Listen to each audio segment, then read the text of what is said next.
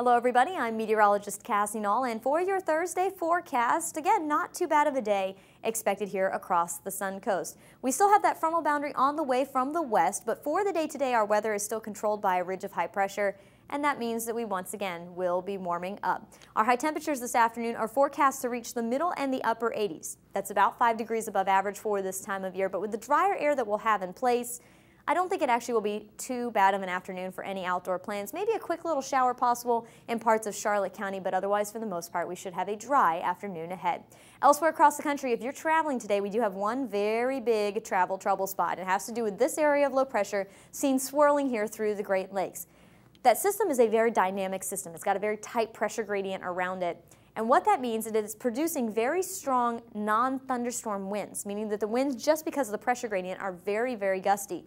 Anywhere from Iowa up to upstate New York, you see wind gusts of 40 to 50 miles an hour, 50 to 60 where you see that darker shading from Chicago through Detroit and into Toronto. In fact, Detroit is under high wind warnings with their wind gusts expected to reach 55 to 60 miles an hour today.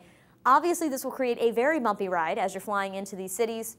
And on top of that, we may actually see travel delays and cancellations. So heads up if you're heading to places like Chicago and Detroit today.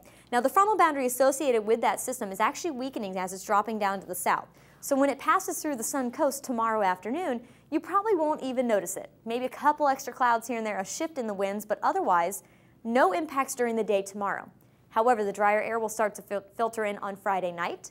The winds will start to get a little bit breezy, and this will be the result. Look at your Saturday morning low, down into the middle 60s as you head out the door on Saturday morning. It'll feel more like fall. In fact, through the afternoon on Saturday and Sunday, both days should be really pleasant for the Sun Coast. So a bit on the breezy side, lots of sunshine expected. Enjoy this fall-like weekend while you can, because by next week, the warming trend begins. Have a good Thursday, everybody.